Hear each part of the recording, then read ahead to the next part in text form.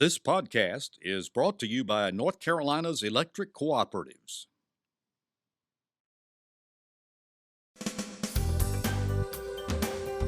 This is NC Spin, an unrehearsed discussion on issues of interest to North Carolinians. Now, here's your moderator, Tom Campbell.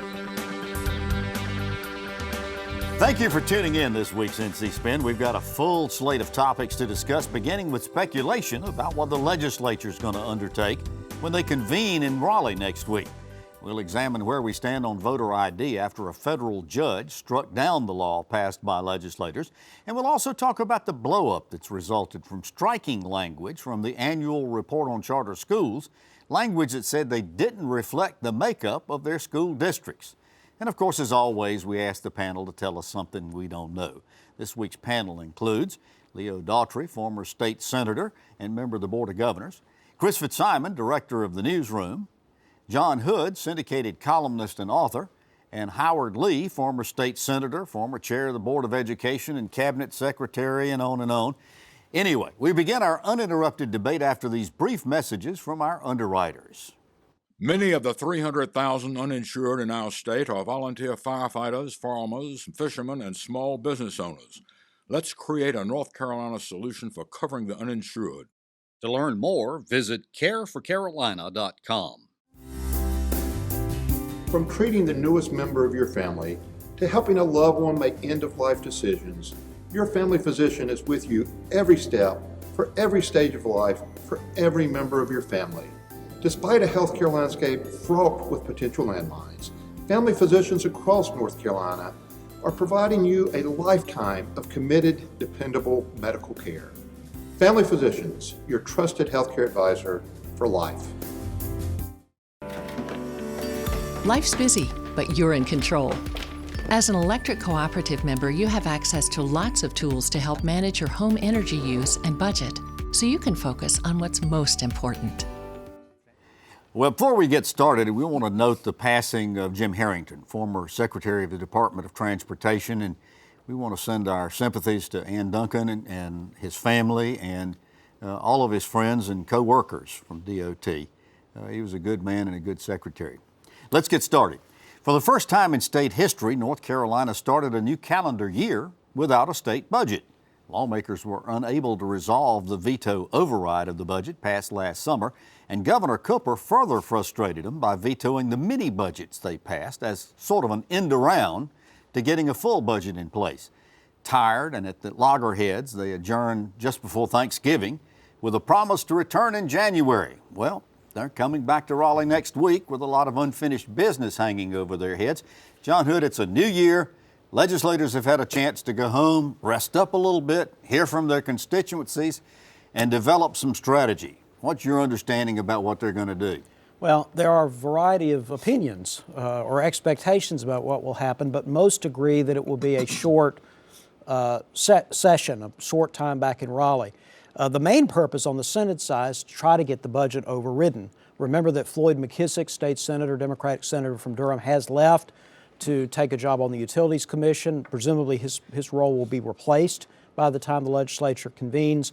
But it's not just that you need a 3/5 majority of all the members, it's a 3/5 majority of the members who are present. Yeah.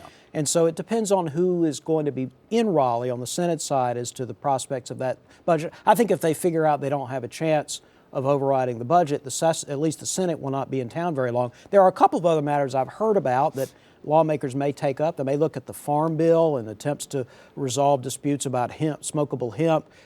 They may take up a measure to fully fund or adequately fund the veteran scholarships for children of veterans that became a brouhaha a couple of months ago, the Cooper administration not spending the money on scholarships as was intended by the legislature. But these are fairly small items. They're important to the people that affect them, but the big issue for most of North Carolina appears to be whether that budget will get overridden. So, Howard, the consensus seems to be, and I talked to 3 or 4 legislators this past week, and by the way, it was really interesting.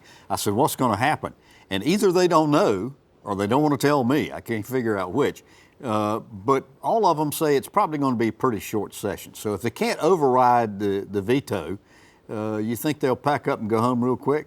Well, I think they will, and I think they should. I think this is a fine example of a legislature running around looking for something to do. There's just not enough to keep a legislature engaged on a full-time basis, and I think that this experience has proven that. So I think they'll be in and out of town. Well, they're coming close to being a full-time legislature, I'll say that. Leo, some people are suggesting that they've got that $900 million budget surplus that they really haven't addressed. They were going to send all of this back to us taxpayers. And that never did pass both houses. So there's one subject that could be discussed. And the other is they really need to fix this Medicaid reform that y'all passed. It's not funded. And DHHS can't fully implement this program until they get full funding on it. So there are a couple of items that could be dealt with. I agree. The thing having to do with the override in the Senate, I believe it's interesting to me that the threat was if you vote for an override that will run somebody against you. Well, now you can't run anybody against you. So I think the Senate maybe has a chance to override the veto, and if that happens, then many things could occur in the next 10 days. Howard alluded to the fact, Chris, that this had been a long 2019 session. Whatever it is that they end up doing, if they adjourn now, are they done until May for the short who session? knows? And I think it's worth pointing out, this is not normally the way the General Assembly operates. I think it's outrageous that the people... It has been the last couple of years. Well, right, and it's become normalized. That's my point. I think the people of North Carolina, the members of the General Assembly, deserve to know what's coming up. This is supposedly an open, deliberative body where people want to have input. I think that we need to have a calendar. We need to know what's coming up. The veto override vote should have already been taken instead of waiting around forever. It's turning into Washington. I actually disagree with Leo. I don't think the Republicans are going to have the votes. I've talked to some Democrats in the last few days. They're confident not only that they will replace Senator McKissick. By the way, I probably should use if there's something, tell us something you don't know, but there will be a former veteran member of the Senate, most likely to replace McKissick's term, someone who is not running for re-election, who knows how the place works. So I don't think that'll be an issue, and I don't think that there will... that's the thing about Absolutely. that. When McKissick resigned, the person who's appointed to take his place can't run in the primary for re-election. That's right, and it'll be somebody that we all know, and that appointment will be made in plenty of time for the session. Interesting. Well, in 2018, voters approved a constitutional amendment to require that in future election, voters would be required to present a photo ID when casting ballots. The amendment left it to the legislature to flesh out what and how this was going to be implemented.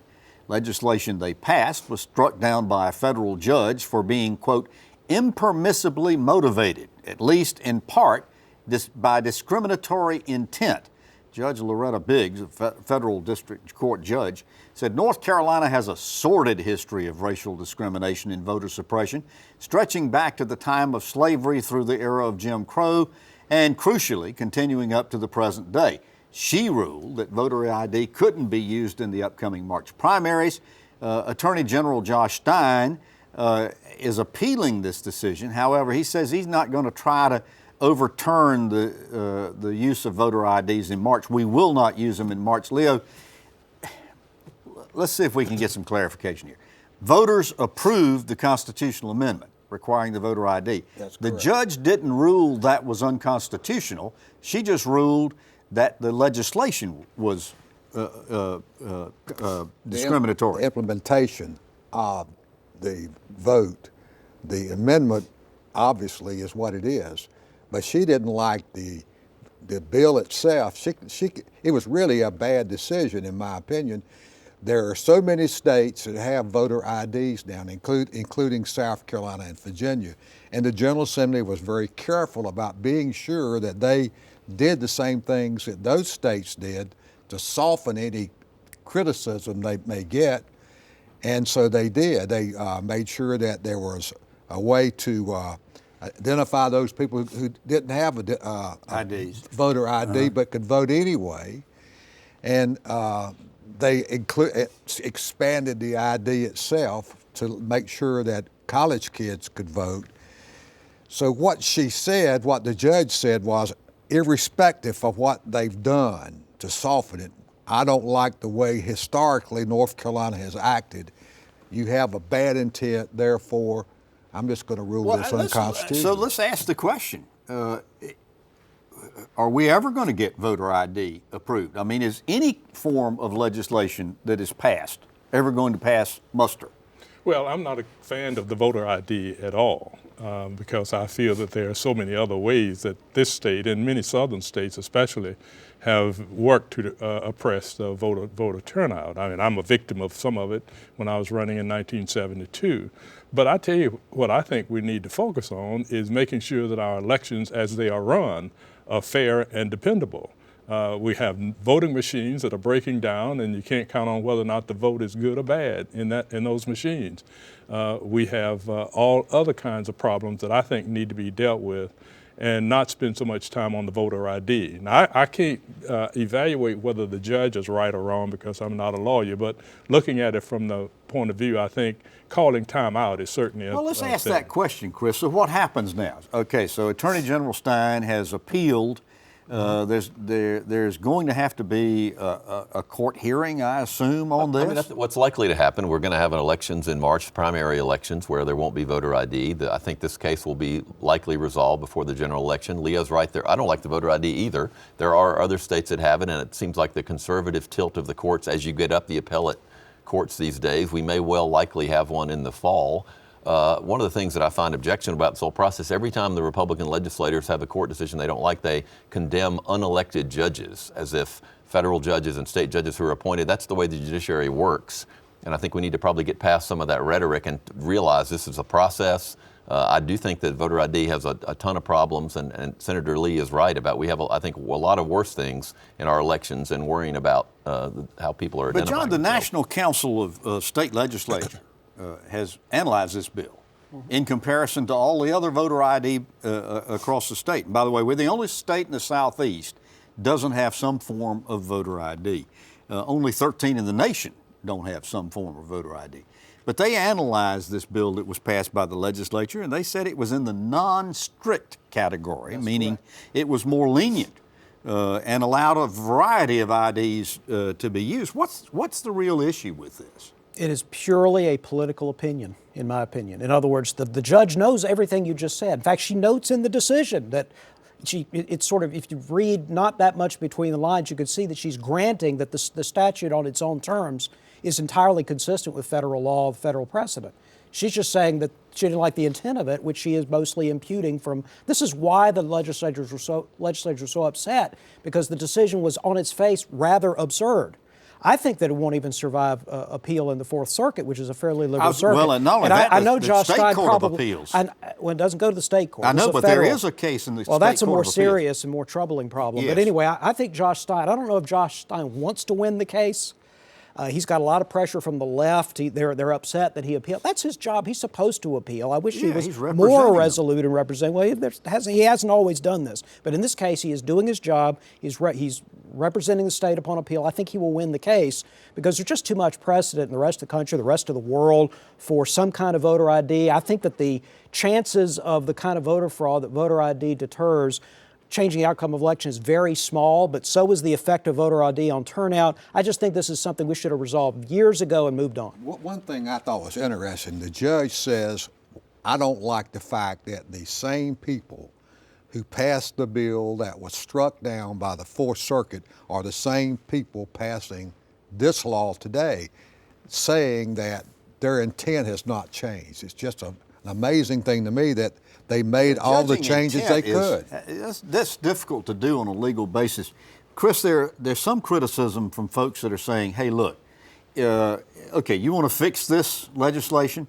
Allow for people who are on assistance, because they have to have an ID in order to be able to get food stamps and assistance and so forth like that. Allow them to use that ID. Allow government employees to be able to use their IDs. Because they're picture IDs too, and obviously you would think the government wasn't hiring anyone that they couldn't establish who they were. If we expanded to allow those types of things, would this be okay? Would this make this voter? Well, I mean, 55% of the public said they wanted voter ID. Well, that's right, but I think there's a lot of things the public, as you ask them in a vote, ask them if they want lower taxes, or ask them how they're going to pay for their schools or whatever. If we're going to get into that, but we have a federal court system, whether you agree or disagree with the judge's ruling. The Attorney General is going to appeal it. Other courts are going to hear it. This will be resolved.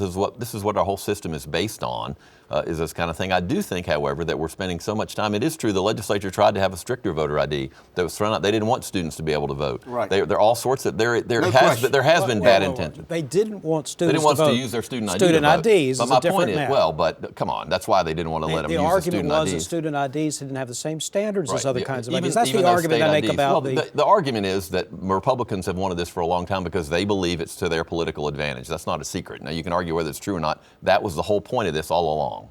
But however you cut it, this is nothing more than a feel-good process, because as long as outside entities such as foreign governments can come in and influence our elections and interfere with the process, and we saw it doesn't make any the whole difference about the purpose IDs. we were told was to eliminate voter fraud. And then we had absentee voter fraud, which I that was getting voter ready ID to say, doesn't address. nobody's ever been nobody able to could have. demonstrate. Well, that- no, it could have. That's right. Nobody's It been didn't, able though. to That's the point. demonstrate reliably that there is voter fraud at the booth. Right. Where the voter fraud has come in was with absentee ballots, and until I guess this last session passed a law saying that you had to use a photo ID in order to be able to get an absentee ballot. Is that not correct? That's correct. Yeah.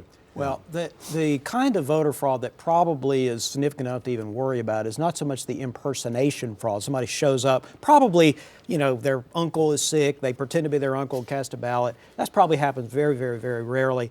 A somewhat more likely scenario is residency fraud. People who have multiple residents in multiple states and sort of choose which place they want to vote. That is not unheard of, and there is evidence of that. And while voter ID does not specifically prohibit that, I think it would inhibit it, and that's not a bad Well, idea. and many states don't have to have photo IDs. You can take your tax statement, you can take your bill from utility bills or something like that, showing that you've got residency.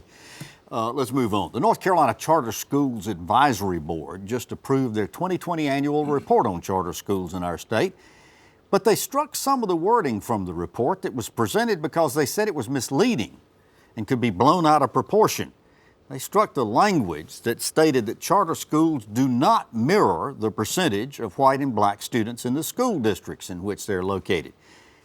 Howard Lee, in taking this action, the advisory board said they didn't want misleading language that could get blown out of proportion, but the result has been just exactly that. What they did was blown up even greater. Comment on the action and the changes, and the comment as to whether charter schools are resegregating our schools. Well, you're exactly right. I think that was a terrible action to take, and certainly didn't enhance their standing by doing so. I really think that charter schools are continuing to get a bad rap in terms of its impact. I'm a supporter of charter schools, but they're getting a bad rap in terms of their impact on public schools. There are other factors that really do have an impact, such as I don't like the Opportunity Scholarship program, for example, which I think has more of a direct impact on dividing the ethnic population in the schools. I think it's time for us to stop sitting around and complaining about who is what makeup is what, and concentrate on the work we need to do to improve educating the kids we do have in the schools. And I work in schools every day. I know these kids deserve this kind of attention, this kind of support, and I'm just simply tired of people looking for reasons to say that the public schools are not functioning because of That's what a lot of people have had to say about this. The report initially said, Leo, 25% of the charter schools had a white enrollment of less than 10%, that was plus or minus 10% of the district they're located in, and 43% had a black enrollment that was plus or minus 10%. The chairman said that he thought that including that contradicted what he believed is true. Now, we got the facts over here on one hand. We got the chairman saying this is what he believes is true. Should we allow a chairman's beliefs to make the decision, striking language? No, but I do think that the lottery used by charter schools was designed to try to prevent schools being resegregated and to allow people, anybody in the community, to apply to the school and get in on the basis of a lottery. I do think one thing that happened is they let families in. If you have one student, student and all the other siblings get to go, that may have some effect on it. Now, Tom, the point you were making, though, there's two different issues. Okay? I agree. So no, but the issue about racial segregation, racial, is not what the chairman was talking about. He was talking about the poverty measure. And he was saying that charter schools, if they don't participate in the free lunch program, you don't have the same data. In other words, he's arguing that some charter schools have higher rates of disadvantaged students than the statistics would show. So it's a different argument. I think, as Howard said, I think that this was a real issue. They were trying to make the point that district schools also have some skewed populations, and so you might want to make different kinds of comparisons. The way they chose to reform the document, I'm not sure helped them at all. But Chris, the report also said that 19 of the 20 charter schools that received a school grade of A had student populations with 5% of their students from with 5% or less that were economically disadvantaged. On the other hand, 86% of traditional schools that got an A or a B had socioeconomically disadvantaged students of 20% or more. This just reinforces the ridiculousness of the A through F grading system. It really is a system about how many low-income kids are at the school. I think we've sort of had a consensus off and on the show that we need to reform this because all we're using is a single test score for the majority of the grade. A good point, because the truth of the matter is charter schools may be contributing to resegregation of schools, but isn't it pretty well accepted that traditional school districts themselves are resegregating? Well, there is changes in that over the course of time. It isn't sudden, like in the last 3 years necessarily. But it's happening. And a lot of that is housing patterns, and I think we can actually I think the more efficient way in the long run would be to work on affordable housing, making it easier to build housing. Part of the problem is that people they tend to like to go to schools that are close to where they live. Well, the school board is the State Board of Education is supposed to take this report and vote on it in February. Howard, any chance they're not going to approve this report?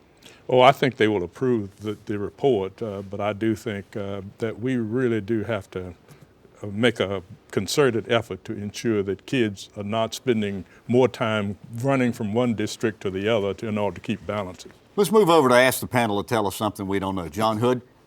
U-Haul every year tells us the net influx and outflow of people based on who rents one-way U-Haul trucks. And it looks like North Carolina has another year of very rapid in-migration. We're number 3 in the U-Haul index for people moving in versus moving out. I'm glad to know that that's an index. Howard Lee, tell us something we don't know. Well, I've been spending a lot of time trying to determine, since we've been talking about education, how we can ensure that schools get a better level of support from within the community. And so I'm having a meeting to get churches, businesses, and school leaders together. All right. Leo Daughtry, tell us something we don't know. You know, we are very fortunate to have NC State University in our state, and they have the agronomists that believe that with drip irrigation, they can produce 350 bushels of corn per acre. Goodness. Right away. That's not hydroponic. That's regular agricultural, but just with drip irrigation. Drip irrigation. Interesting. Great things going on over at Cal's. Chris Fitzsimon, tell us something we don't know. This past week, the Democratic governor of Kansas came to an agreement with the Republican leader in the Kansas State Senate. The Republicans run the legislature. The Democrat is in the governorship. They came to an agreement to expand Medicaid. Sound familiar? They came to a negotiation in Kansas to figure it out. That will be the 37th state in the country once they pass this legislation. What are we waiting for in North Carolina? Why can't we get together? Toto, we're not in Kansas anymore. I mean, if a conservative state like Kansas, long dominated by Republicans, now has a Democratic governor and can do it, so could North Carolina. I've got one. This past week, I went to the North Carolina Department of Transportation Summit, which frankly was just sort of a mind-blowing experience for me. We heard a futurist who talked about, Tony Seba, who talked about what's coming up with electric vehicles, with autonomous vehicles, with on-demand transportation that is just growing so rapidly. And frankly, it was just a fascinating presentation. But I also had Tuesday the opportunity to be able to see the first autonomous taxi, riderless taxi in North Carolina. A two-person looking little helicopter, well, it's a drone, 16 engines, that goes up in the air. It's programmed. It can handle 2 people or 500 pounds of merchandise. And I also had a chance to see a 6-person bus that was exhibited. It went between the convention center and the amphitheater across the street and back. No driver, just back and forth, moving at 12 miles an hour. As I told somebody, I have seen the future, and it's now. And it's going to be an exciting future for us to be able to watch. Well, you've heard our spin on the issues of the day. To stay informed all during the week, sign up for our free weekly email newsletter, give your feedback, and read my weekly column. Be sure to visit our website, NC Spin, or catch NC Spin on Facebook. And by the way, when you go there, be sure to subscribe to our podcast and our YouTube channel. And join us next week when we'll have more balanced debate for the Old North State. Until that time, stay informed and watch out for the spin.